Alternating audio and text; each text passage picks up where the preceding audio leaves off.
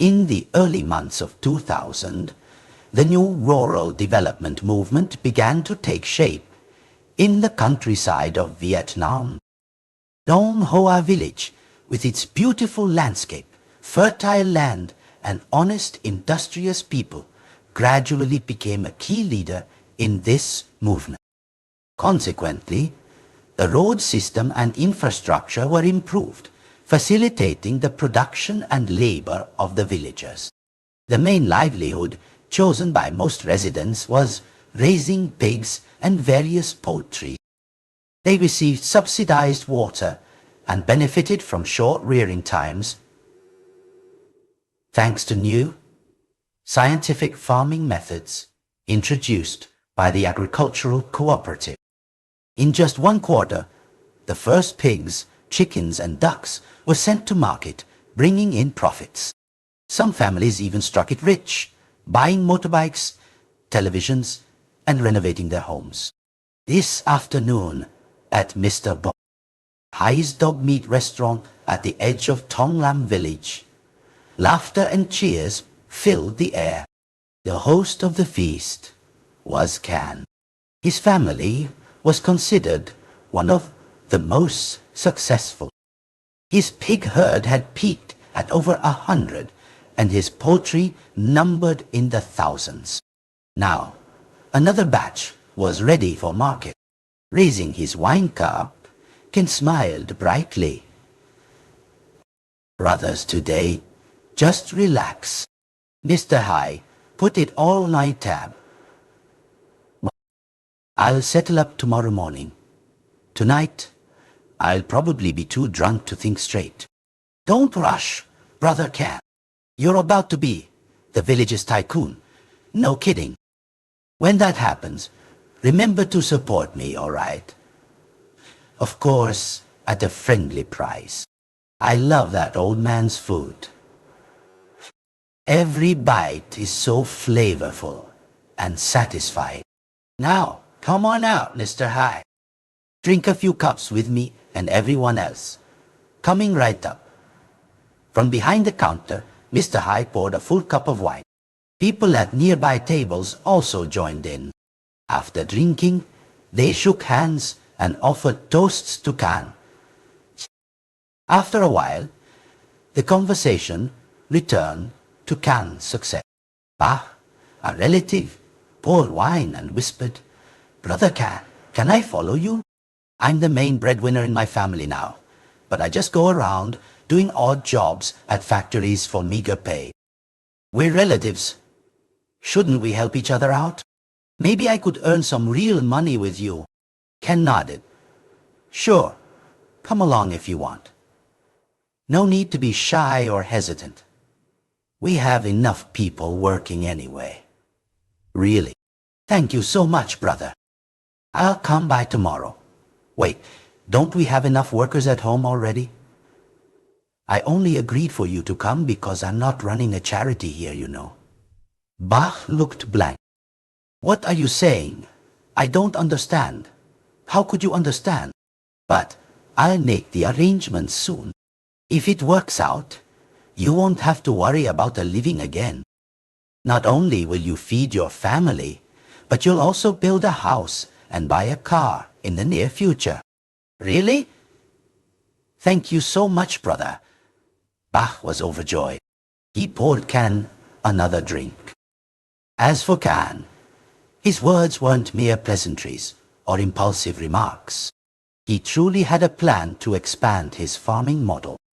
Specifically, he felt his current scale only made him better off, but couldn't help him achieve a breakthrough, make him truly rich, or establish his status across the entire region.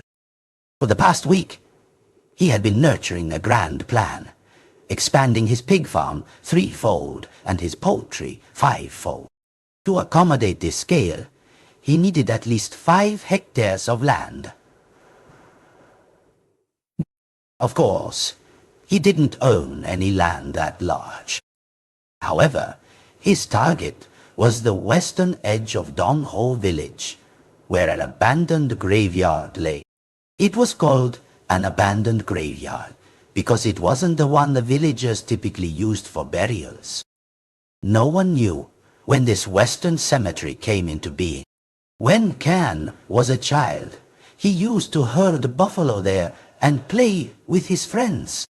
It was said that almost all the graves there were nameless, without next of kin.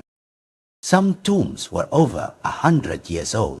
People rumored it was a public cemetery for the Chinese. They had settled in this area over a century ago. But when war ravaged the land, they had to abandon it. The graves became ownerless, lying desolate year after year, forgotten by time. After Can's plan, he targeted the abandoned graveyard for two reasons. First, since the graves were ownerless, the land had long been neglected, and no one cared. He figured he just needed to exhume the remains and move them to the village's communal cemetery, and he wouldn't face any opposition. The second reason was that he knew someone in the land registry office. So, with a few drinks and some cash, they could help him secure the paperwork for that abandoned graveyard land at the cheapest possible price for several decades. If everything went smoothly by the end of the year, and his second batch of livestock was sold, he would have enough money to transform his current single-story house into a grand 3-story mansion, the biggest in the region. By midnight, the drinking party ended, not because Can couldn't drink anymore, but because Mr. Hai's restaurant was closing. Before leaving, Can didn't forget to boast. "Mr. Nan, if I get good news this week, I'll pay for your entire restaurant, all right?" "Agreed." "Drive carefully, Mr. Can." Can mounted his Honda 67. It was an old motorcycle he bought a few years ago from an acquaintance. And, of course, he was beginning to believe it was no longer suitable for him. A man like him should buy modern scooters, or even a car. Returning home, Ken kicked the front gate and shouted, "Kak! Are you inside? Open the door, open it for me." It took a while for the main door to open from inside. A faint light spilled out. Mrs. Cusey and Ken met eyes in the dimness. "What are you doing coming home so late?" "I told you to wait for me." "Wait, yes, but there's a limit." "I was dozing off on the chair." "Where's Ben? Why did he leave you to wait alone? He should have taken over. He won't be back until tomorrow morning. Both you and your son are too fond of playing around." "Ồ bên đi chào, anh đã nhà, ở đây xe xe, anh thích ngủ. Đã still nhất force, để cho ở chi thủ, đến trẻ." "Ever since you finished selling the pigs, not a day goes by without you two getting drunk." "Honestly, look at this drunkard. You're always jumping to conclusions. I've only been free for a few days. Soon I'll be so busy I won't know what hit me." "Enough talking. Just come in. You'll catch a cold out here, and that'll be more trouble." Can wheeled his motorcycle into the yard, washed his hands and feet, then walked into the living room. Looking around, he smirked and muttered, "Soon, very soon, I won't be living in this rat hole anymore." The next morning, Ken woke up, changed into a neat shirt, and prepared an envelope containing $200,000, an amount equivalent to a tael of gold at that time. Seeing her husband's preparations, Mrs. Koo was curious.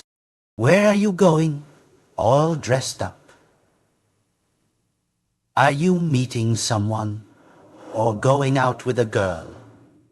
"Oh, come on, there's no girl." "Do you think I'm that shallow?"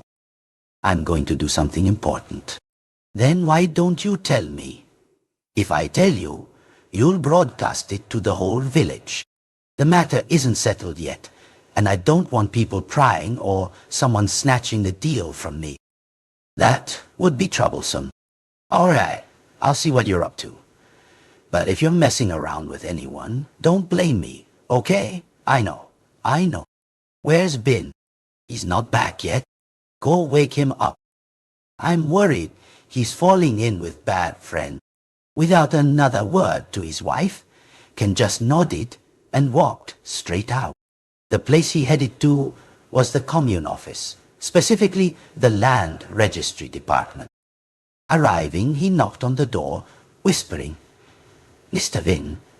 Mr. Vin, are you there? Who is it? Can? Oh, come in. The door's not locked. That was all Can needed." He pushed the door open and stepped inside. Mr. Vin was a distant relative, and they had met and chatted several times in the past. Although not particularly close, their relationship had become warmer recently when Ken began to formulate his land acquisition plan. Mr. Vin poured a cup of tea for Can, inviting him. "Have some ginger tea, brother." The weather's turned cold, so we added a bit of ginger. No wonder it smells so good. "Ah, Mr. Vin, I don't want to waste your time. About the abandoned graveyard land I mentioned the other day. What do you think? Can you work something out for me?" Mr. Vin took a sip of tea and nodded. "There's a way, brother. But it's public land, so for 5 or 10 years, I can manage it. If you want more, it'll be difficult. This is a long-term investment for me. What's 5 or 10 years? Don't be so discouraging. It's not that, brother. If you want up to 20 years, we'll have to take care of the higher-ups. Can understood this as grease money. Grease money? Then just say it directly." "What? I'm not an outsider. Why are you being so shy?" "How much?" "I can't predict an exact amount, but it depends on your generosity and goodwill. Don't worry about that. If I'm not trustworthy and generous, who is? I've prepared this for you." With that, Ken took out the prepared envelope and handed it over. It quickly worked its magic.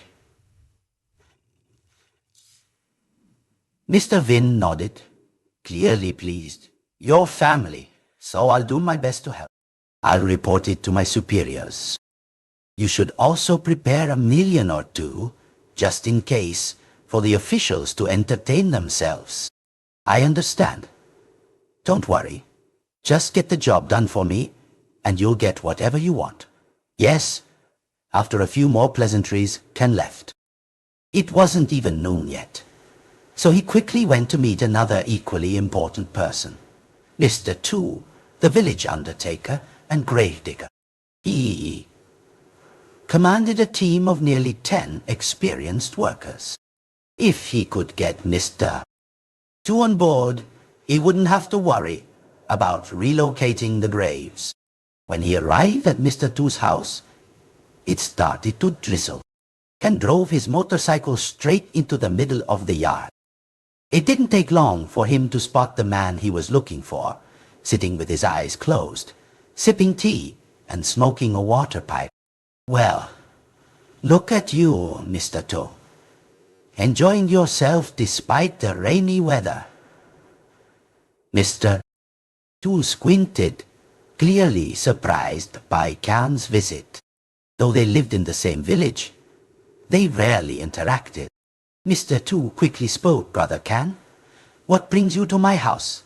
Can't I just visit?" "No, I didn't mean that. It's just that you've never stopped by before. Or do your ancestors' graves need to be reburied? As neighbors, I won't charge you much, just enough for my workers' daily wages to support their families." It was as if he had hit a nerve. Ken dismounted his motorcycle, hurried inside, and sat down on the steps opposite Mr. Tu Da. "Mr. Da, Tu, how can you say that? I have a job that I need your help with." If you agree to lend a hand, not only will I pay your workers daily wages, but I'll also give you a bonus many tens of times more than what you charge for exhuming graves for others. You think my business is going so well that I'd turn down money? I didn't mean that, Mr. Tu. I'm being serious. We're relatives, and I need your help to make this business venture successful. Can pour Mr. Tu another cup of tea? Mr. Tu continued, "Stop beating around the bush. What do you want me to do? Just say it. If it's something I can do, I'll do it. It's nothing difficult, just within my expertise. Mr. Tu, you know the abandoned graveyard west of our village, right? The abandoned graveyard in the west. I know it. I've exhumed a few villagers' graves that were buried there before being moved to the current cemetery. Why? Is someone in your family buried there that you want to move? No one in my family is buried there, but I want you to excavate all the graves." "What?" Mr. Tu was stunned. His eyes widened. This is no laughing matter. You can't joke about this." "I'm not joking. I'm serious." "Serious? How can you be serious? The graves aren't yours to move." "It's true. Those graves aren't mine. But they have no relatives. So what's there to be afraid of? Let me tell you, I'm leasing that land soon, so I need to clear the area. All of those graves need to be moved to our village's cemetery. I'll even help build new tomb markers. While they won't be elaborate, they'll be neat and tidy. If you want, I can even visit them regularly, like a relative, burning incense and making offerings." Mr. Tu shook his head, his face etched with seriousness. "Brother Can, you don't understand the ways of yin and yang. Disturbing graves is a serious taboo. For example, if the person buried there were your relative, you'd have their birth and death dates. And then you'd consult a geomancer to find a suitable time. But this is an entire abandoned cemetery with over 100 graves. Not every grave can be exhumed at the same time. For someone in my profession, these things are extremely sensitive. So, Mr.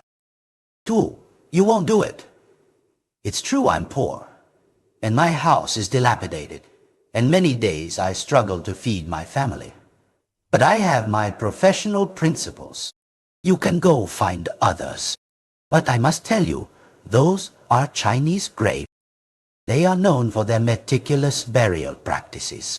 Therefore, their coffins often contain talismans to protect the geomantic energy and the spirit of the deceased. If not handled carefully, it could even affect you. So, don't try to persuade me.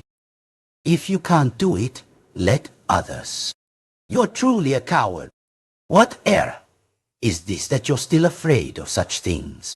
Many times, the bodies and coffins in those graves have already disintegrated. There's nothing there. All right, I won't ask you any more. Goodbye, Mr. Tu." With that, Can abruptly stood up, not even finishing his tea. As he walked out and got on his motorcycle, he was still muttering something. Mr. Tu watched his retreating figure and sighed deeply. May heaven and Buddha grant him to stop that idea. Sometimes one touches what should not be touched, but Can paid no heed to what he considered superstitious nonsense. As he rode, he cursed, "Cowardly fool! Cowardly fool! Afraid of money, afraid to earn it. No wonder you're forever poor. I'll go find another team of workers, you'll see." However, what Can didn't expect was that after returning home and having lunch, He spent the early afternoon looking for gravediggers in other villages. But the common outcome was that they all shook their heads. Some even said exactly what Mr. Tu had said. My goodness, sir, that place may seem abandoned, but it has a lot of yin energy. You can't disturb it. Even an experienced professional like me wouldn't dare go near it. By the end of the day, Ken returned with a gloomy face and an extremely irritated demeanor. Despite searching all day, he hadn't been able to find a single worker for the grave exhumation and relocation job. Upon arriving home, he parked his motorcycle and carefully walked to the water spigot. As he was about to wash his hands and feet, he saw his son, Ben, emerge from the house, neatly dressed and smelling of perfume. Suppressing his anger, Can reprimanded him. You're 23 years old already. All you do is go out and play, never coming home, never doing anything useful. Dad, we've had a few days off, haven't we? I've helped you raise pigs and chickens. I'm not some beggar. Now that I have a little free time, you should let me enjoy myself. You want to enjoy yourself. Fine, but make sure you come home early. The weather's been rainy lately, and the roads are slippery. You kids ride those noisy motorcycles like crazy, without a care in the world. If you hurt yourself, I won't say anything. But if you involve others, your mother and I will suffer for the rest of our life. Your father can't handle those things anymore. You need to be safe. Besides, those friends of yours, they may seem tough, but they're useless. Some of them even plan to ask for jobs at our pig farm soon. But our farm isn't big enough yet. Where would I get the money to pay so many workers? Hearing Ben say this, Can's eyes lit up. An idea sparked in his mind. He asked his son, Ben, how many friends do you have in total? Young men, I mean, not counting girls. Maybe over a dozen, Dad. Are they strong and able to work? Of course.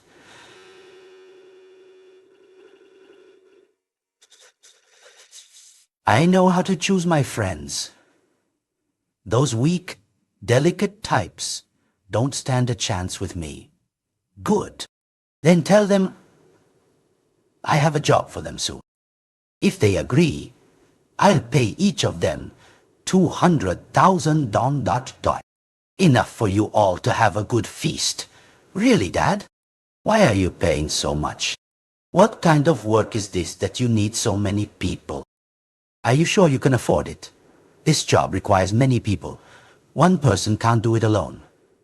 Saying this to gain his son's trust, Can pulled out a few tens of thousands of dong from his pocket and gave them to Ben. Here, take this. Treat your friends to a good meal.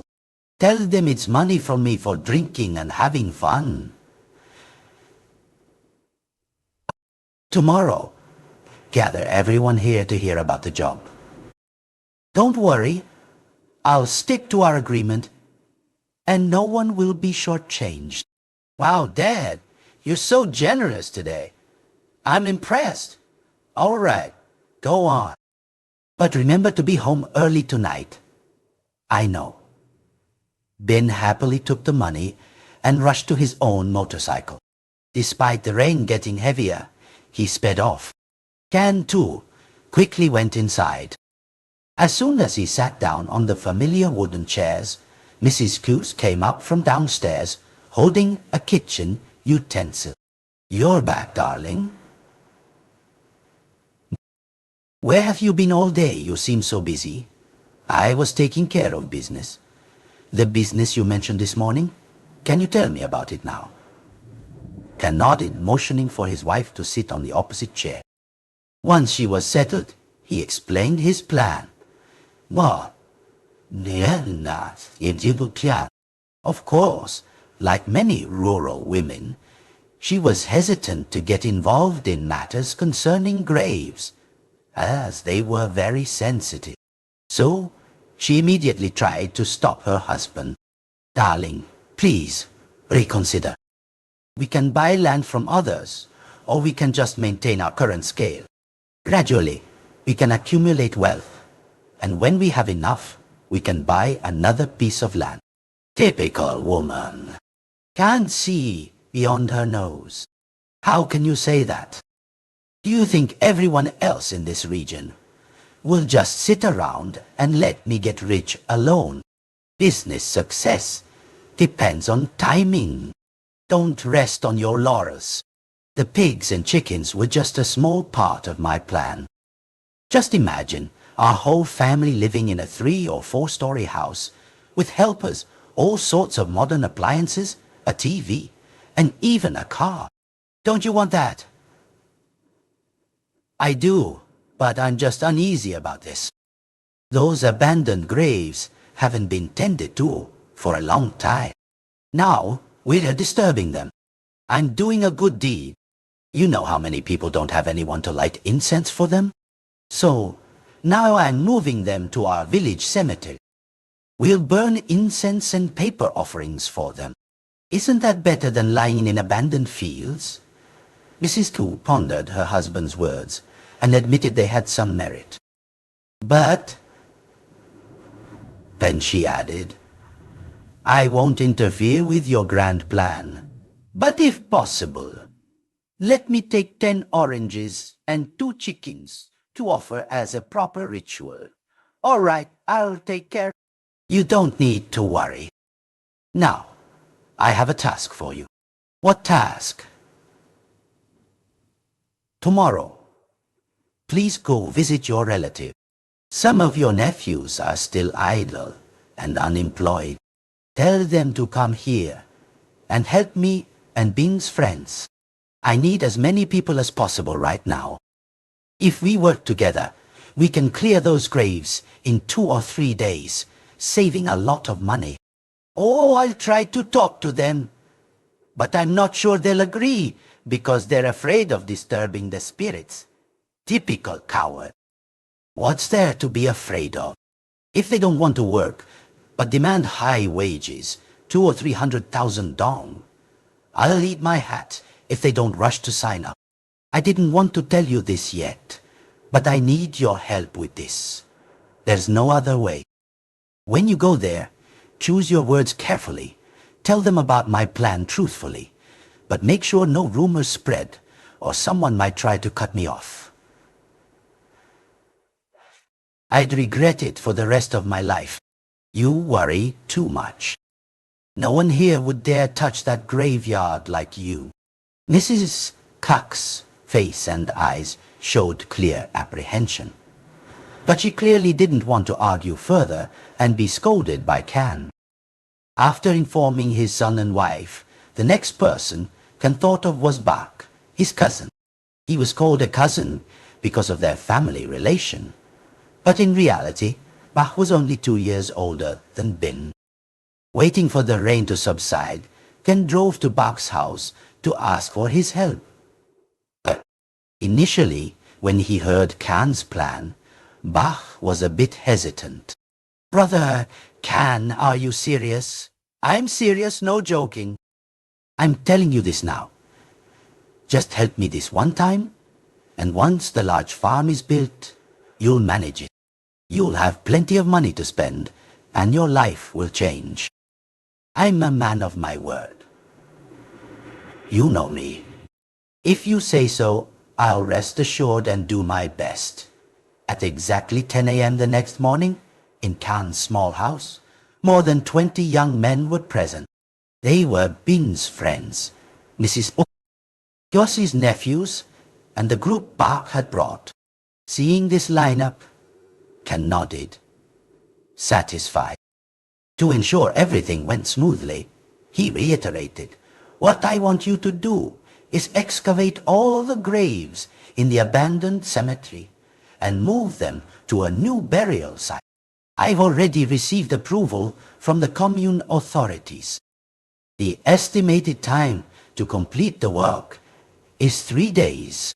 What do you think? Hearing the short time frame Ken proposed, Bach spoke up. Brother Ken, you need to reconsider that. How can we possibly finish in 3 days? I've noticed there are 25 people here. Let's say 3 people per grave. In 1 day, we can only exhume 1 or 2 graves. Then we still have to transport them and perform the rituals. If the weather is good and it gets dark later, we might be able to touch a 3rd grave. You know how many graves are in this abandoned cemetery. How can we finish in 3 days? Ken quickly shook his head in response to Bach's very reasonable question. You're too naive. I said, move them to a new burial site, not that each grave goes into a separate new grave.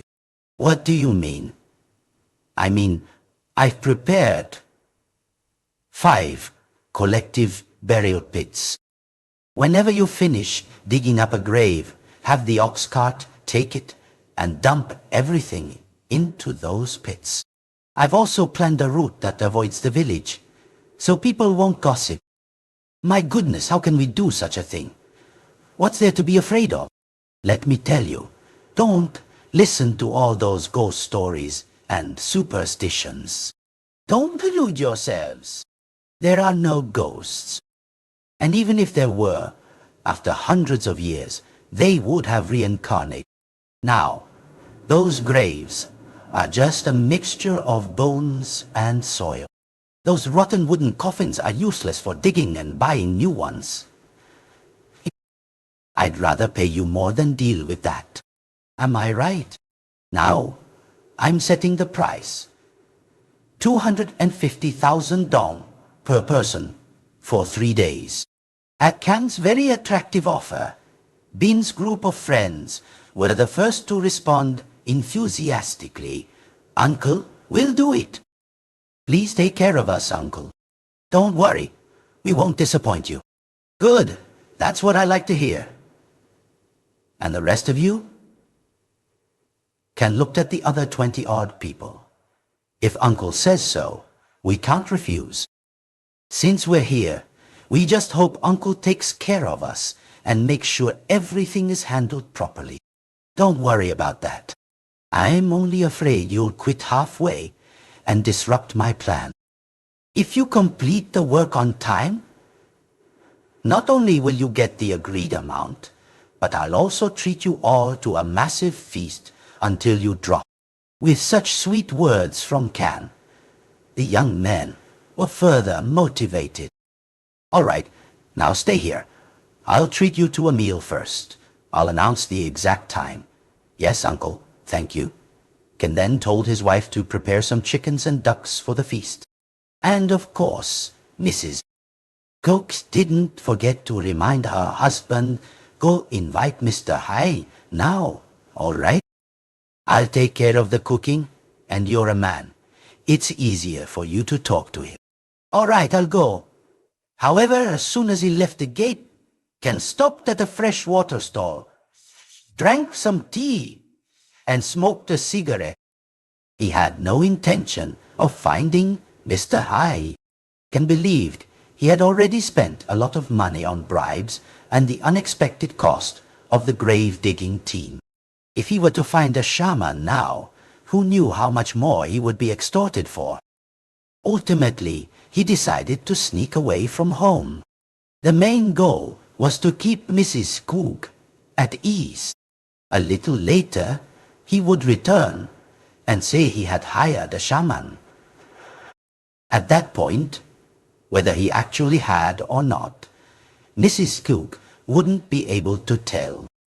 He simply sat there, sipping tea until noon. According to his plan, Kan drove home stealthily. By this time, the food had already been prepared. Because the house was too small, Bin and a few friends had set up a tarp outside in the yard, arranged a table, and sat down with everyone. Seeing this scene, Kan put his hands on his hips and muttered, "Don't worry, in a short time you won't have to worry about cramped spaces anymore." Uncle Kan says that. So you must be building a house soon, right? Not just building a house, but the biggest, tallest house in this whole region. Oh, that's great then. Uncle, please don't forget us. Let us help you and earn a little extra money. Everyone will get a share. Hearing the joyful laughter, Mrs. Cuck then came upstairs. So, did you find Mr. High yet? Done cost me a fortune. Of course, Mrs. Hughes didn't suspect anything. She just nodded. Well, people say where there's a will, there's a way, and prevention is better than cure. It's fine to spend a little. So, when will the ceremony be performed? He said he'll come to the cemetery to perform the ritual on the exact day and hour. It's for us. I know. All right. You and the boys enjoy your drinks. We're drinking at home this time. You can drink as much as you want. Ken chuckled, pulled up a chair, and sat down. And so, toasts and cheers continuously echoed through the house. By late afternoon, the drinking party ended. Can was very drunk. His son helped him into his room to lie down and rest. Outside, Ben and some of the young men were still drinking, lingering for a bit. Hey, what's up? To be honest, this is my first time doing anything involving graves. But everyone agreed, so I just had to follow along.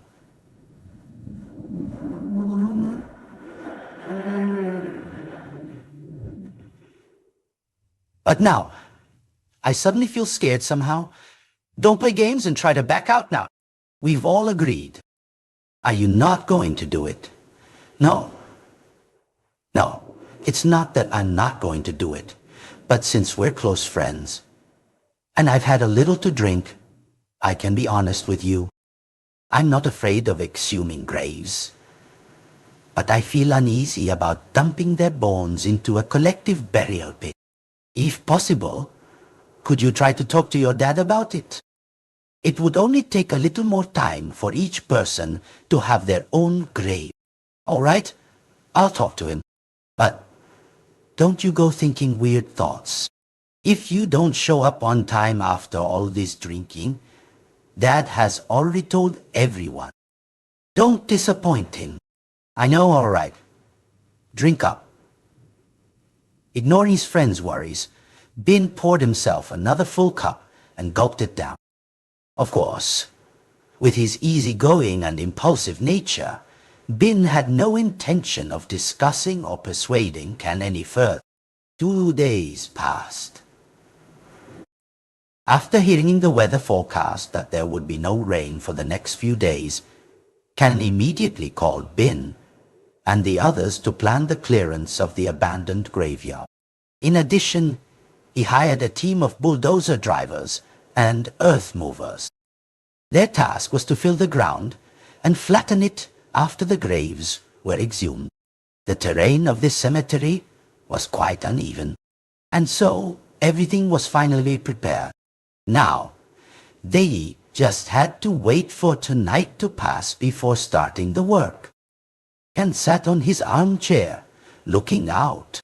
The cool, quiet atmosphere cleared his mind, and in this relaxed state, he drifted off to sleep without realizing it. But contrary to his calm waking thoughts, Ken's sleep was far from peaceful. Specifically, he felt his whole body being lifted, spun around, then dropped freely to the ground. Still disoriented, he heard a voice calling, "Ken! Ken!" Opening his eyes in the direction of the voice, Ken was slightly startled. He recognized the caller as old man Tan Sin, who had passed away more than 10 years ago. Ken now opened his mouth. "Dad, Dad, Ken, stop it, son. Don't disturb them. Don't disturb them." "Disturb what? What are you saying, Dad?" As he was about to approach his father, Ken once again felt his body being lifted, then slowly sinking into unconsciousness. In his dazed state, he saw many people standing around him, their eyes full of menace. "Sir, wake up. It's morning." When he heard the call and his wife's nudges, Ken woke up. He opened his eyes and saw Mrs. Cuck sweeping the house, asking, "Why were you sleeping out here all night? Go get some rest earlier." "I didn't know. The weather was cool, so I dozed off." "What time is it, darling?" "It's morning already." "Yes, it's morning. Get up and brush your teeth and wash your face. Didn't you arrange to meet the boys at 7 a.m. yesterday? It's almost time." "A few of them came earlier, but you were still asleep. So I told Bin to take them to the coffee shop." Ken nodded, pushed himself up, and slowly went downstairs. A little later he returned, and Bach and some of his maternal nephews had arrived. "Looks like almost everyone's here, Uncle." "Oh." Downstairs there are some bags containing picks, shovels, and crowbars. You can share them. Gloves, steel chains, and even pain relief balm are all prepared. "Yes, sir." At exactly 7:30, the entire group of young men was present. Ken looked around, then reiterated the plan. After that, he led everyone straight to the abandoned graveyard in the west. By the time they arrived, the sun was high. Its golden rays somewhat dispelled the lingering chill. Ken pointed to a tomb on the outer edge and said, "Bin, you and your friends take care of this outer row, and the group with Bach and the maternal nephews will take the row in the opposite direction. It's not early anymore, so let's start today. It's the first day, so I'll be lenient and you can work slowly, but tomorrow and the day after you'll have to work hard." The young men readily agreed. Bach picked up a shovel. "Brother Can, what about the rituals? Did you invite the shaman?" Similar to how he answered his wife, Can now nodded. "I took care of the rituals yesterday already. No need to waste time today. Don't worry, just start." The first pickaxe strike hit the ground. Just as Ken had predicted, this abandoned cemetery's graves were no longer intact or sturdy. Some even crumbled with a single blow of the hammer. The coffins and bones inside were all rotten. In just one morning, nearly 10 graves were excavated. And of course, their fate was to be dumped into the ox cart. Vin himself drove the cart, dumping them into the collective burial pits at the edge of the village cemetery. By midday, when the sun was directly overhead, Can waved his hand. "All right, stop. Time for lunch, then we'll continue." To save time, Can led his amateur grave-digging crew to a nearby rice shop. They ate and chatted, laughter echoing. Can chimed in, "See? Nothing difficult, right? Everything was prepared perfectly.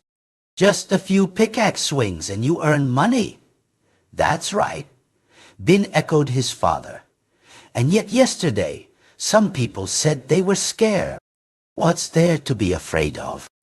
Finish up, and this evening, I'll take you all out for a big party." But Ken quickly glared at him. "This kid, all you ever think about is eating and drinking." "Let them stay clear-headed and finish the work in 3 days. Once it's all done, I'll treat you to a feast. No holding back on your health." "Oh, Dad, I'm sorry. I got carried away and just blurted it out. Now, everyone, eat up. The food today is really good. All sorts of dishes. We don't often get to eat like this on a normal day." After finishing their meal, Can let the crew rest for about half an hour. Then they all return to the cemetery to complete the work. There was no need to wait until tomorrow. In just a few hours that afternoon, the young men's efficiency improved significantly. Nearly 20 more graves were excavated. But of course, they weren't meticulous enough to check every single pit they dug. It was normal to leave behind a few bone fragments. And even if Ken knew, he wouldn't care, because all that mattered was filling it back up.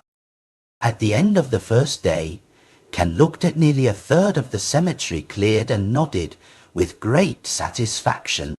Before leaving, he even encouraged and praised everyone. That evening, Ken and Bin were back home, standing in front of the water spigot. From inside, they saw Mrs. Cook emerge with a large pot, looking distraught. "What are you cooking in such a big pot? Herbal water. You two, hurry. Before you come inside, you must step over this pot to wash away the smell of death. Quickly! Oh, Mom, you're so troublesome. Just do as she wants, son." Bin nodded as he stepped over the pot of herbal water. The rising heat and pungent smell of various herbs made him grimace. Ken followed behind. After they were done, Mrs. Cook asked, "Is everything all right, son?" "Of course. Even better than I expected."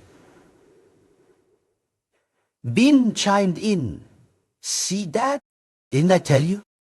They're incredibly efficient." "Efficient? Yes, but it would be better if it could be a little faster. You only have 2 more days to finish. After that, you can do whatever you want." "Yes, I'll tell. Now, Dad, go rest. Eat and drink. I'm going to take a shower. Then I'll go out for a bit." "Go where?" "I told you not to go drinking. You and your friends." "I'm not going drinking. I'm just visiting a younger relative for a bit." "You have relatives I don't know about?" "I haven't told you yet, but I will. I plan to introduce her to you and Mom soon." "Really? Don't lie to me. It's true." "Why would I lie?" "What's her name? Is she decent?" "More than decent. She's a beautiful and smart kindergarten teacher. Looks like you know how to choose. Hurry up and bring my daughter-in-law home. I want to see her. And then give me some grandchildren to cuddle." "I'm so eager. Patience, patience. It'll happen."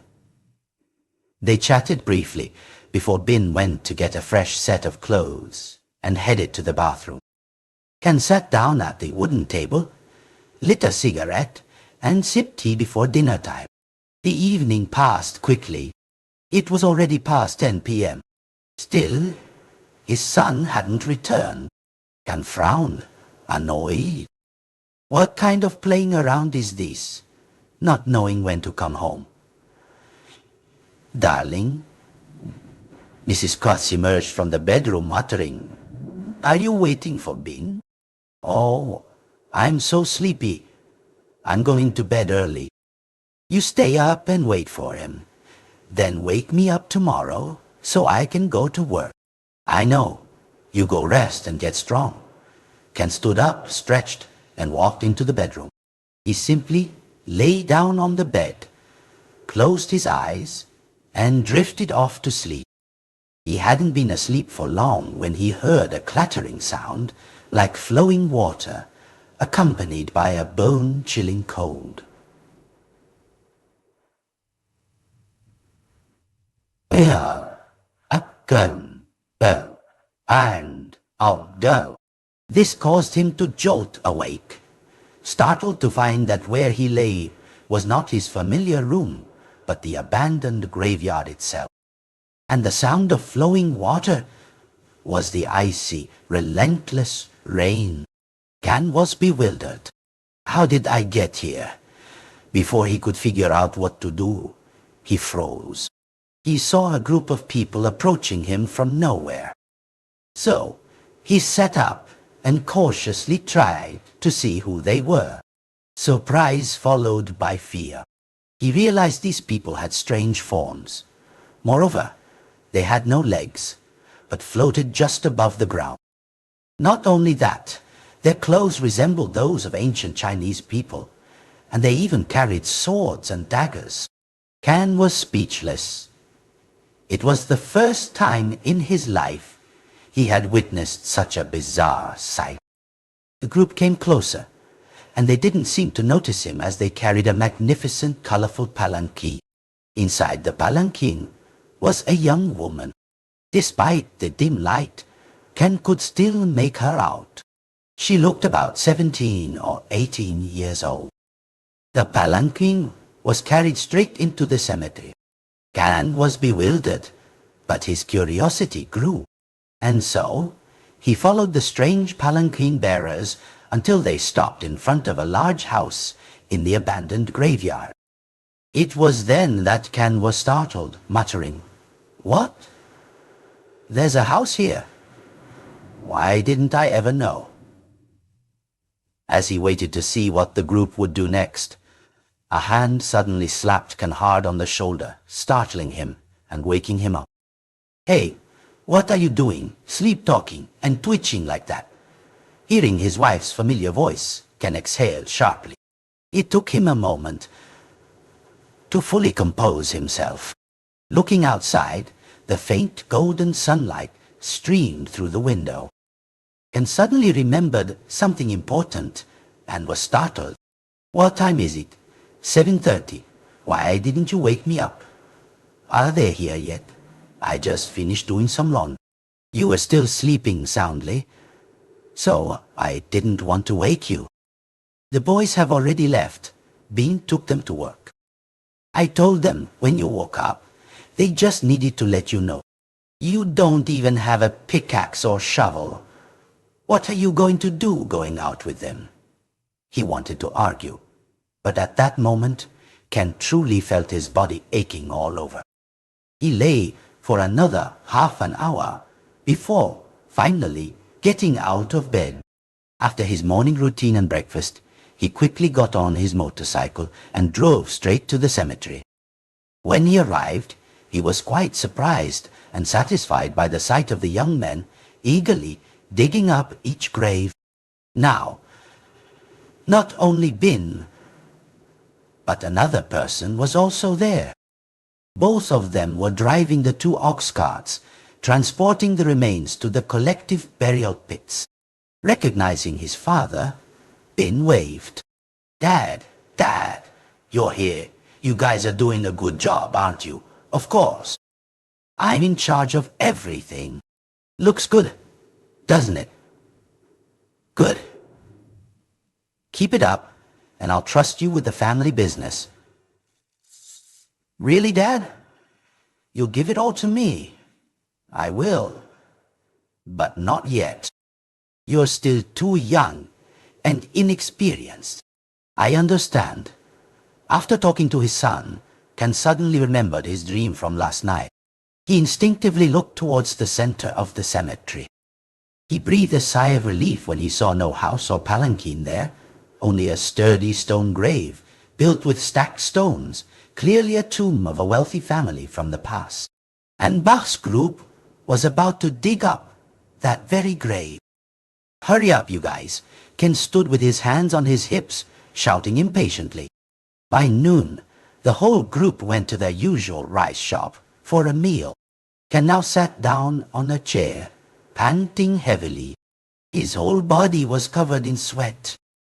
Noticing his father's unusual state, Bin asked curiously, Dad, what's wrong? Are you tired? I don't know. I feel a bit dizzy from the sun. Then after lunch, Dad, you go home. I'll supervise, okay? You can trust me. Didn't I do a good job this morning? Even without you? Without missing a beat? If so, then I'll leave the work here to you. Tell them to try and finish by tomorrow. Oh, another 30 graves. Then they can rest. And absolutely No going out for drinks after finishing, understand? I know, Dad. You worry too much. Ken nodded, feeling somewhat relieved that his son was capable and willing to take responsibility. He also felt tired, so he didn't eat but stood up, asking the restaurant owner to add his meal to the tab for tomorrow. As he drove his motorcycle back into the yard, Ken immediately met his wife's gaze. Why are you back? It's my house. I'm coming home. Why do you ask such a strange question? I didn't mean that. I just wanted to ask why you're back now. Are you not working anymore? I am, but I've left Ben in charge. I'm an adult, not a child, so I don't need to be supervised all day. Mrs. Cook understood her husband's subtle implication. Are you sick? I'm perfectly fine. Don't be so arrogant. You were sleeping soundly this morning. That's a sign. The weather's been unpredictable lately, so you might catch a cold. Come inside and sit down. I'll make you a cup of hot lemon water to help you recover. If that doesn't work, I'll go buy some medicine. No need. No need. I'll go lie down for a bit now. When I wake up, just give me a bowl of spring onion porridge. All right, you go on then.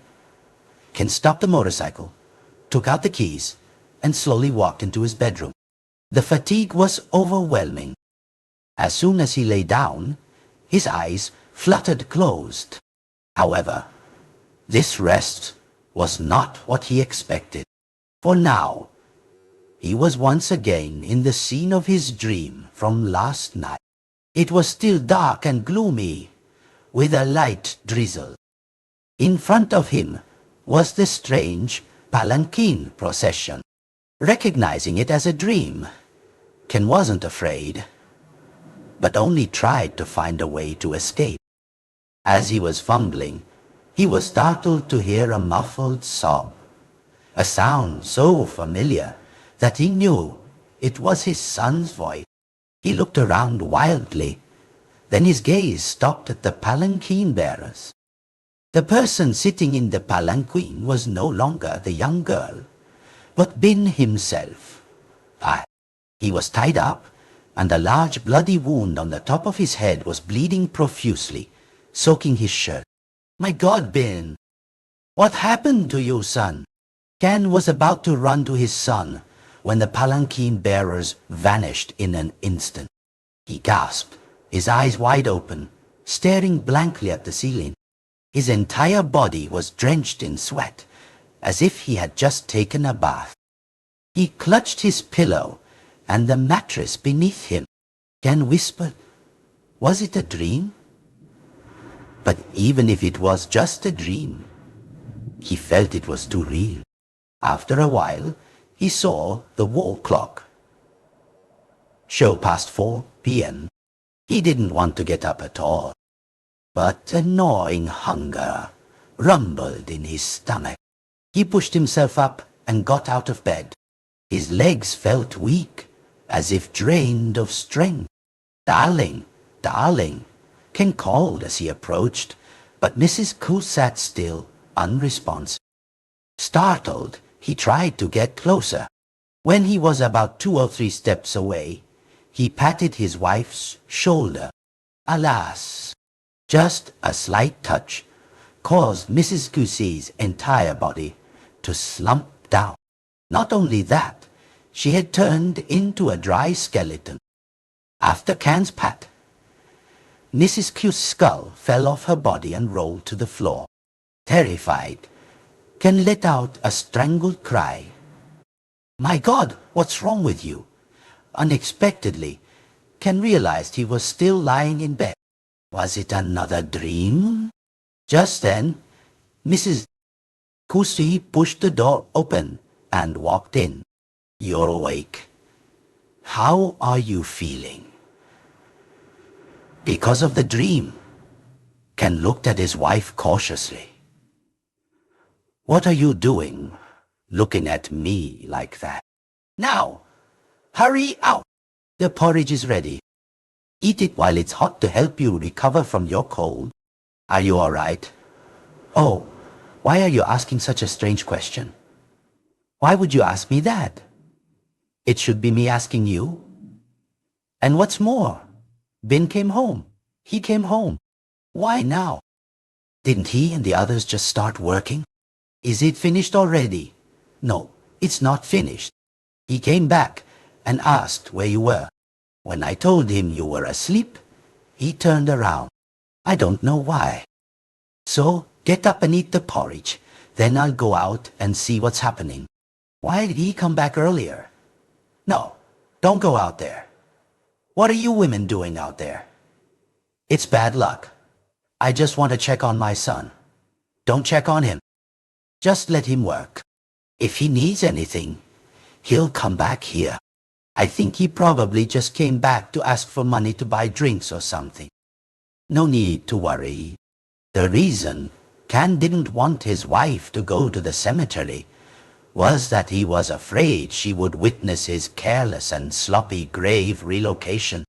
He also worried she might ask the young man if Mr. Leon, the shaman, had performed any rituals in the past 2 days.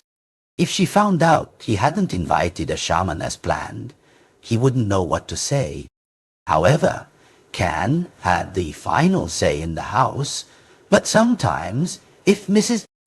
Gust got angry and went back to her parents' house, no one would cook or take care of things.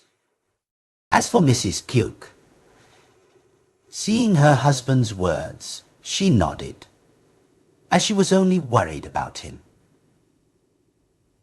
and wanted to stay home to take care of him.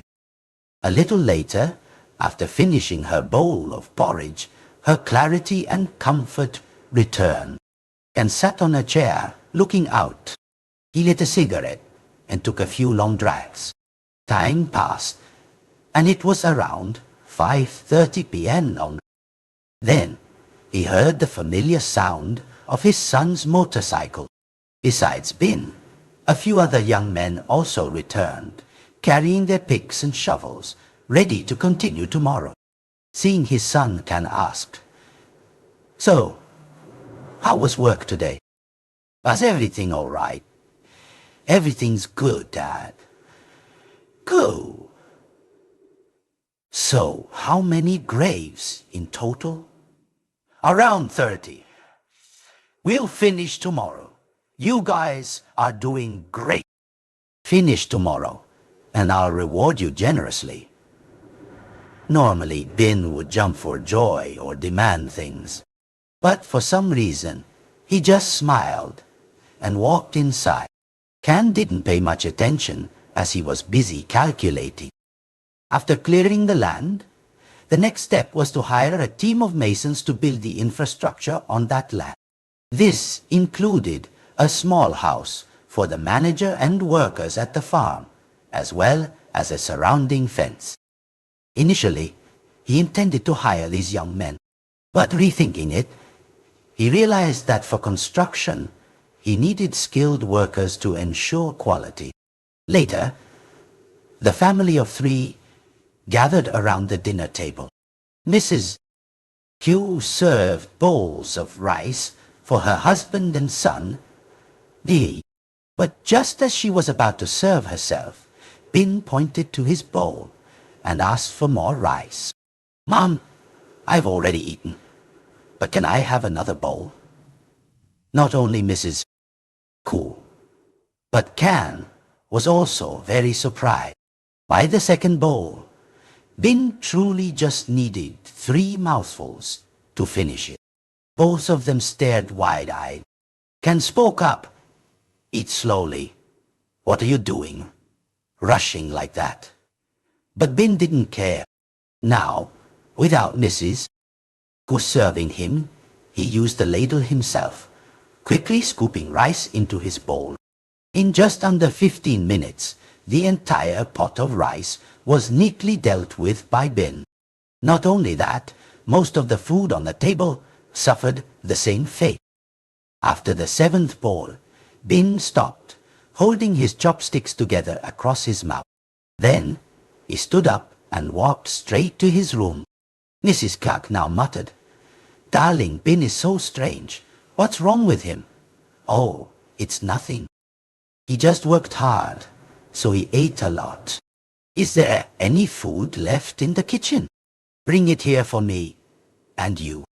I haven't had a chance to eat anything while watching him devour everything. I'll bring it." Mrs. Q stood up and went to the kitchen, not forgetting to glance at her son's closed bedroom door. A little later, after the couple finished eating, unexpectedly, dark clouds gathered and thunder rumbled. Of course, the most worried person at this moment was Cat. He paced back and forth, looking up at the sky, muttering, "The weather forecast said it would be sunny all week, but now it's about to rain. Seeing this, Mrs. Hughes now spoke up, "Darling, if it rains like this, should we stop the grave relocation tomorrow?" "No, if the rain isn't too heavy, we'll continue as usual. What's the difference from digging earth and cutting grass? What's there to be afraid of? You should plan carefully before you do it, okay? Our ancestors used to say that if it rains and the ground in the cemetery smells, it's very toxic. Don't talk about those superstitious things anymore. Don't talk about those superstitious things." Which ancestor said that? They were just making things up. Ah, if you don't believe, don't raise your voice like that. I only want what's best for you and everyone. You don't need to manage the house, cook or sweep. I'd be happy if you just did that. I can't talk sense into my husband anymore." Mrs. Cook now sighed heavily, locked the doors, and returned to her room. Can was left alone. He pulled a chair to the doorway, sat down, and lit a cigarette. It didn't take long for the rain to start pouring down. Heavy drops hit the cement yard with loud thudding sounds, and the wind howled. The more he looked at the rain, the more anxious Can became. Lighting a second cigarette, he took a long drag. Of course, he also thought that if it rained heavily tomorrow, the young men wouldn't want to work, and he couldn't force them. In truth, a one-day delay wasn't a big deal for him, but for some reason, a thought kept urging him to finish quickly. Just then, a loud clap of thunder echoed, startling Can. Reflexively, he looked outside. The sky flashed, inadvertently revealing a group of people at the B40 barbed wire fence. Can was even more startled by what they were doing. They were carrying a palanquin, exactly like in his dream. What is that? The light from the lightning flashed and disappeared, leaving the outside dark again, nothing clearly visible. But curiosity flared up, making Can stand up. Seeing a flashlight on top of the wooden cabinet, he quickly grabbed it and walked straight outside. Standing closer, he turned on the flashlight, shining it outwards. But in the dim light, he no longer saw anyone there. To be sure, he strained his eyes and confirmed that the road was indeed empty. Maybe I was mistaken. He turned off the flashlight, intending to go back inside, when Can was startled. Standing by the main gate was Bin. Yeah. He stared intently at Can, holding a knife in his hand.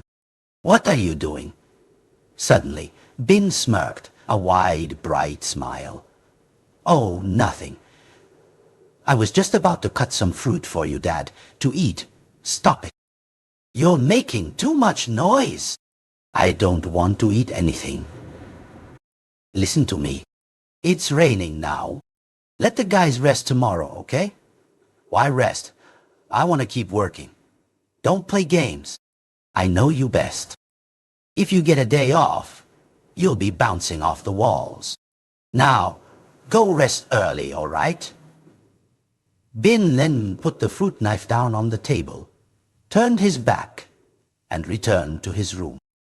Watching his son's retreating figure, Ken now muttered, "This kid, it's like he drank the wrong medicine." Sitting back down on the armchair, he held a cigarette between two fingers and continued to look out at the rain. After finishing the cigarette, he locked the doors and went into the bedroom. There, he saw Mrs. Cuck sleeping soundly, so he didn't want to disturb her. He carefully stepped, tiptoed, pulled back the curtain, and slipped into bed. He began to think about his calculations for the new farm, and then, without realizing it, he drifted off to sleep. "Sir! Sir!" Ken woke up to his wife's call. He opened his eyes, confused. "Get up! Why are you sleeping so much? I'm so sleepy. Just let me sleep a little longer. Do you know what time it is? It's 10. Are you sick? Let me get you some medicine."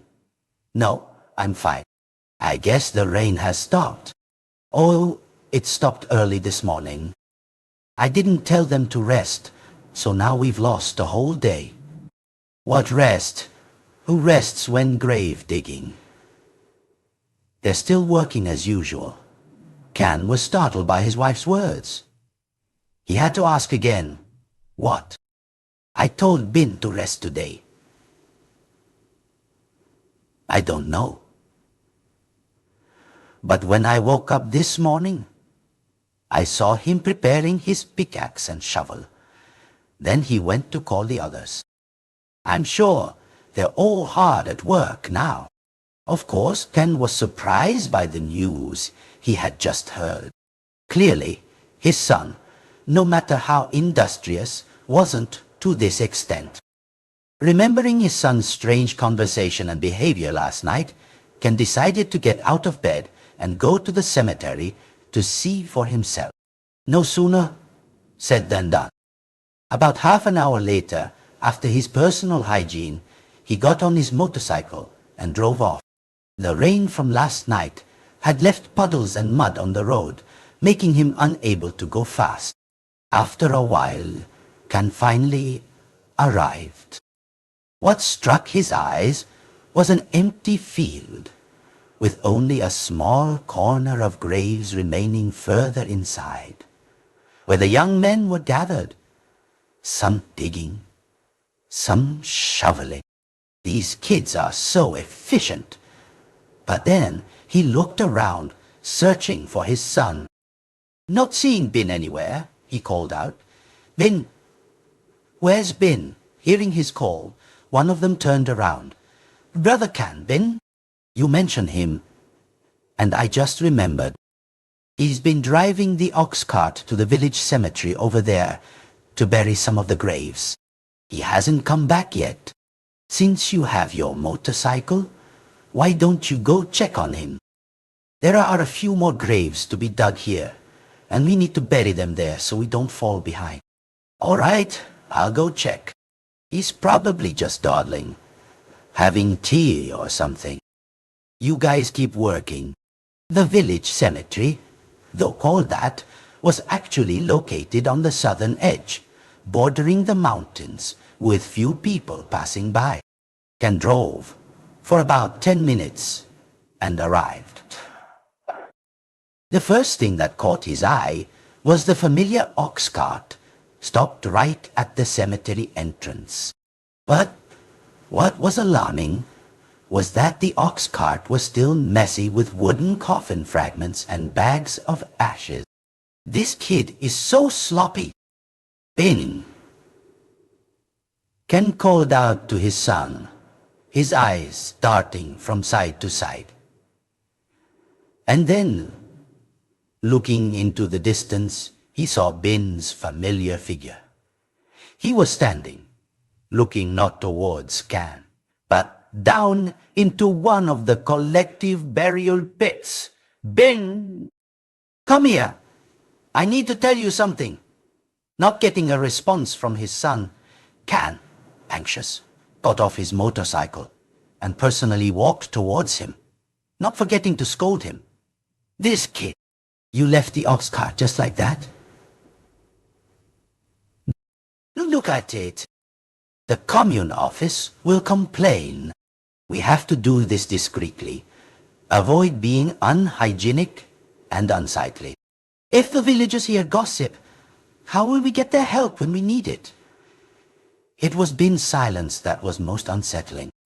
And when Can was only about 10 steps away from his son, Bin suddenly turned around. And it was this turn that terrified Can, because the sight before him was too horrific.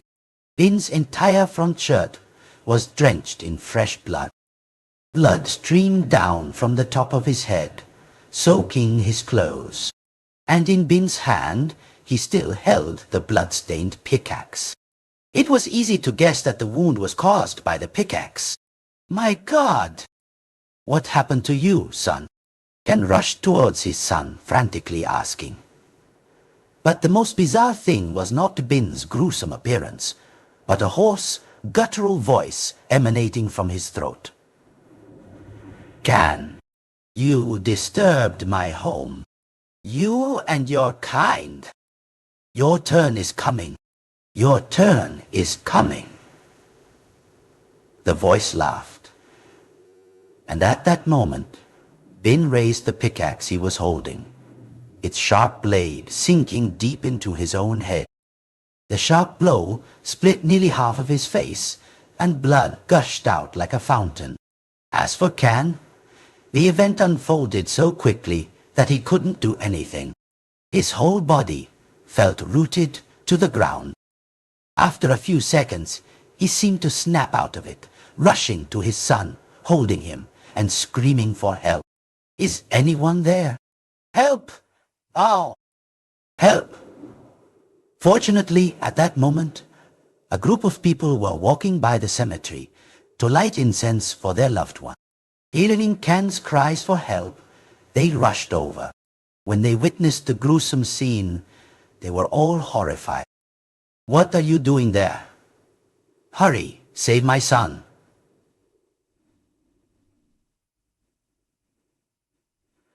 So Can and everyone else worked together to take Bin to the hospital.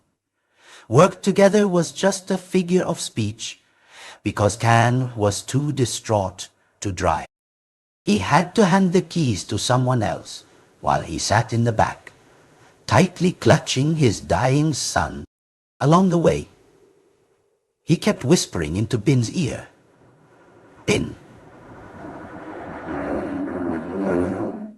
you're here, son. We're almost there, Bin. But how could he save him?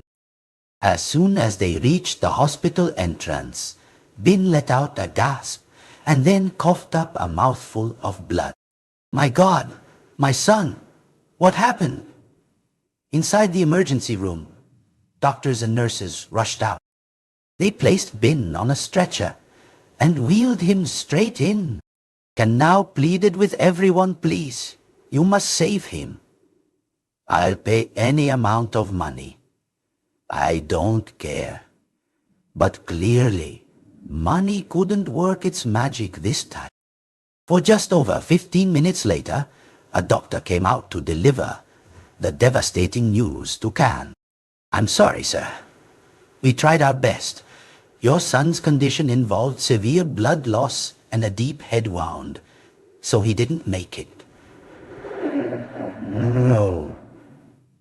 No. My son can't be dead. You're lying to me, aren't you? Or do you want money? How much? Sir, please, calm down. We don't understand anything about your money. Your son has truly passed away. Now, give us a moment to remove the emergency equipment from his body. You can go inside to identify him if you wish. After another 5 minutes, Ken was allowed inside. There was no mistake. Bin was lying motionless on the stretcher. His face was pale, his eyes closed, and his hands hung limp, showing no signs of life. "My God, son! Why'd you leave me so soon?" As he was bewildered by the scene before him, Ken suddenly stopped. Shilling giggles echoed in his ears. "Furious!" He gritted his teeth and shouted, "Damn it! Damn it! What kind of doctors and nurses are you, laughing when a patient is here?" The giggles still echoed behind him. Overwhelmed by rage, Ken turned around, intending to retaliate, but he stopped almost immediately in horror.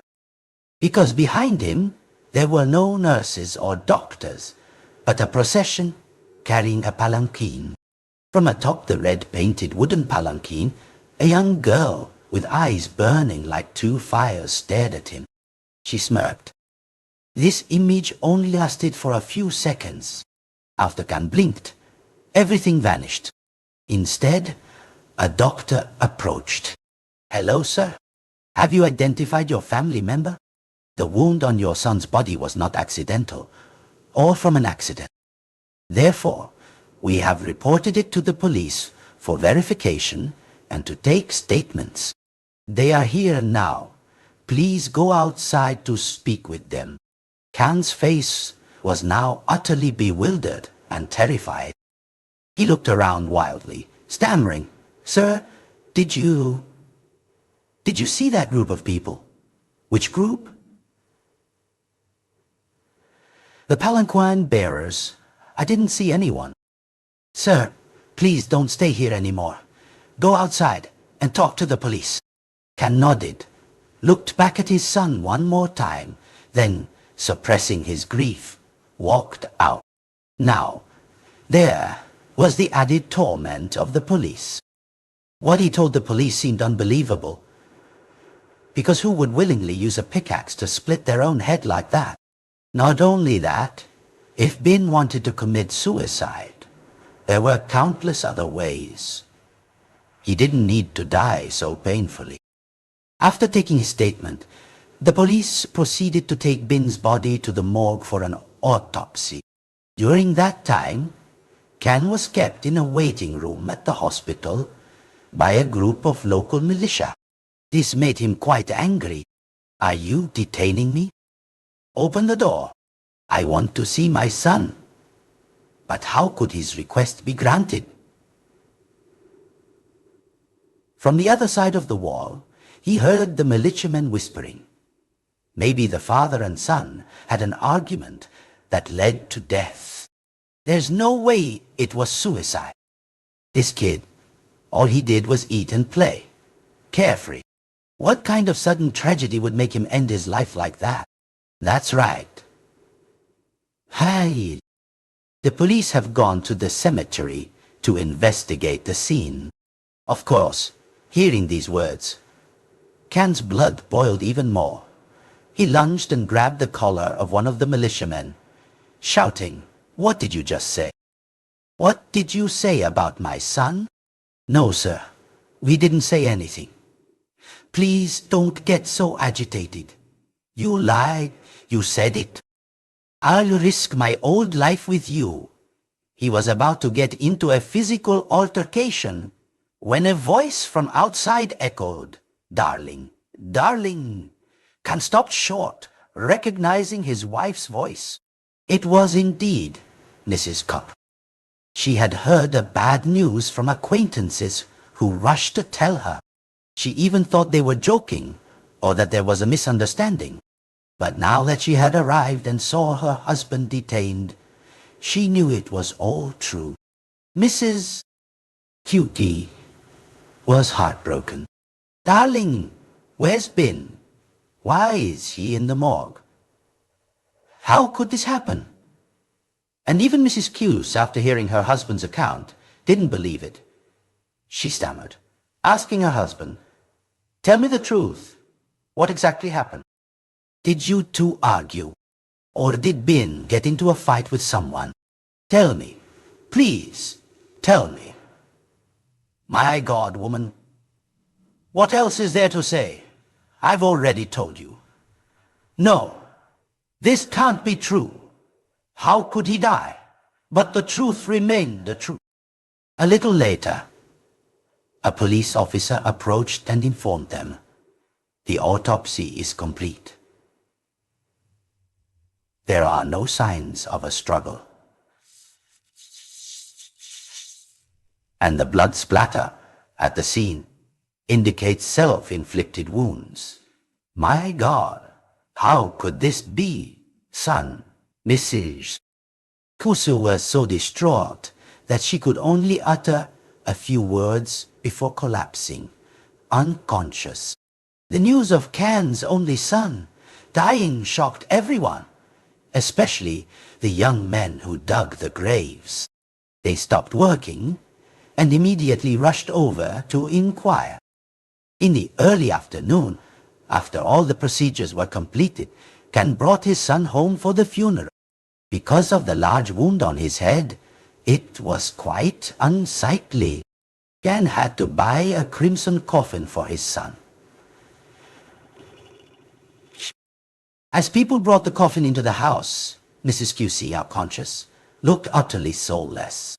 2 or 3 other people had to support her, lest she collapse at any moment. While preparing for the funeral, Bach emerged from the group of young men outside. Brother Kan. What happened, brother? Bin. Why did he die? Kan shook his head and sighed. He recounted everything to his cousin. But what Kan never expected was that after hearing the story, his cousin's face clearly showed terror. My God, is it that? What are you saying? What is that? The grave from yesterday. Which grave? What are you saying? I don't understand. Didn't Bin tell you anything? Bach now recounted that yesterday afternoon, after the young men had lunch and returned to the cemetery to continue digging, when they dug up the large stone grave in the center, a pungent, suffocating smell rose up. Not only that, deep within the pit, the coffin was still intact and even had many talismans sealing it. Realizing this, Bach understood and told everyone to stop. He told Bin to go home and inform Kan. Bin nodded and ran off. A little later, Bin returned and said to continue working as he had already informed Kan. So, Bach and the young men tried to hold their breath and close their eyes to lift the coffin. As they placed it on the ox cart, it felt too heavy, causing the cart to tip over. The coffin also fell to the ground and its bottom boards burst open. At this moment, the stench multiplied tenfold. But the most horrifying thing was that the body inside seemed not to have decomposed. The flesh and skin were still quite intact. And this person was a young girl with long hair, wearing a red dress. Based on the condition of the body, it even looked like she had just been buried recently. As they were still wondering what to do, sunlight shone in inside, causing the body to begin decomposing. The flesh and skin visibly vanished, leaving only a pile of white bones in the blink of an eye. Bin and the young men stared at each other in shock, but clearly they couldn't leave it like that. Bin immediately urged, "Hurry, gather everything. Take the ox cart back. I'll drive it to bury this. There's no other way." Everyone had to follow Bin's words.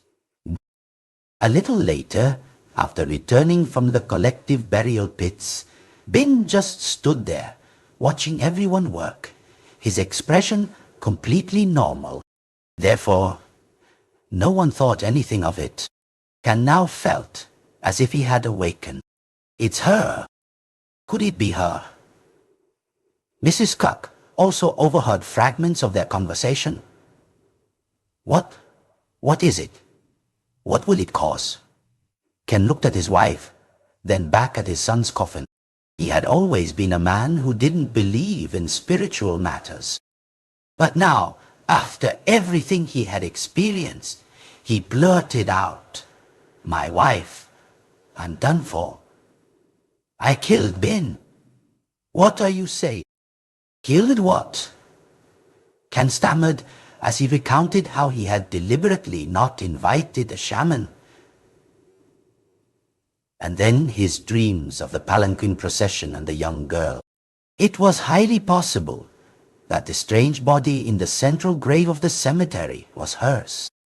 Needless to say, after hearing this, both Mrs. Cook and Bach were so frightened their hands and feet trembled. Mrs. Cook rushed over, furiously pounding her husband's chest. "You're crazy, Z! How could you do such a thing? You've killed our son, haven't you?" Can's tears flowed freely, but he didn't resist. At that moment, from inside Bin's coffin, a soft giggle suddenly emanated. Not only Can and his wife, but Bach and everyone present heard it and were utterly terrified. Bach's face paled, as he had also been involved in excavating that grave. Now Bin was dead, and what if he was next? "No! You, Brother Can, quickly go find Mr. Dao. Hi, the shaman, or there will be great misfortune." Now that things were beyond control, Ken had no choice but to listen.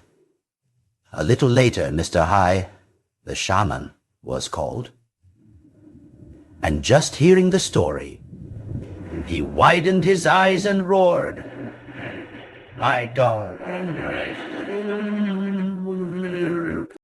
What did you touch that you shouldn't have? To go and excavate an abandoned graveyard. You really are daring. Let me tell you, that graveyard is not ordinary. It's full of wealthy Chinese merchants who use talismans to protect their wealth. And based on what you told me, that entity is actually a female demon buried to guard treasure." "What? A treasure guardian demon?" Mr. Hai sighed. "This is a secret art of the Chinese. When a family's wealth becomes too vast, to protect it from thieves or misfortunes, they often use this technique. They would first bury gold, silver, jewels, and other valuables. Then they would capture a virgin girl, give her talismans, starve her for 3 days, then nail her hands and feet, blind her eyes, seal her mouth with talismans, and bury her alive with the treasure. For hundreds of years, she carried immense resentment in her heart. So now, when she encounters people, she will harm them, not just seek revenge on the family that cursed her." My God! Mrs. Cuse, hearing this, once again fainted. "Can step forward, teacher. What must we do now? Is there any way you can help us?" "There is a way, but success depends on the will of heaven. Now, quickly perform your son's funeral rites. His coffin must be cremated, not buried." I know. In addition, I will go to that collective burial pit to perform a ritual. I hope everything goes smoothly. Or else not only your family, but this entire village will suffer misfortune. Mr. Hai's words were not empty threats, because almost immediately, several young men from the grave-digging group began convulsing. Their eyes rolled back, white, and they collapsed to the ground like wooden statues. Distraught, Mr. I immediately performed a ritual for Bin's coffin and told Can to take it for cremation. Although Can didn't want his son to have such an undignified funeral, he had no other choice but to comply. By that evening, after cremating his son's coffin, news came from the collective burial pits that Mr. Hai had completed the ritual and declared it settled. Everyone who heard it rejoiced, but their joy was short-lived. The next morning, the village was shocked and terrified by the news that Mr. Hai had died late that night, in a meditative posture. He had also left a letter stating that he had sacrificed his own life to complete the ritual. He also asked to be buried in the center of that collective burial pit, so he could use his spiritual power to suppress the vengeful spirits and prevent them from causing trouble. As Mr. Hai's funeral rites were being performed at Kan's house, Mrs. Yu Sui was horrified to discover him hanging himself in the bedroom. Before this, she and her husband had gone out to buy some things for the funeral. Since she was worried about her husband, she didn't want to make things difficult for him. In just a short time, both her husband and her only son, the only two men in her family, had died. Mrs. Kuk was utterly devastated, and she no longer dared to stay in that house filled with painful memories. She moved back to her parents' house to live. As for the neighbors next to Kan's house, almost every night they heard weeping. On moonlit nights, some even witnessed a procession carrying a palanquin circling the yard. On the palanquin was a young girl, and behind the procession were Kan and Bin, bound by chains, covered in blood, uttering sounds of bitter lament. Yeah. Al,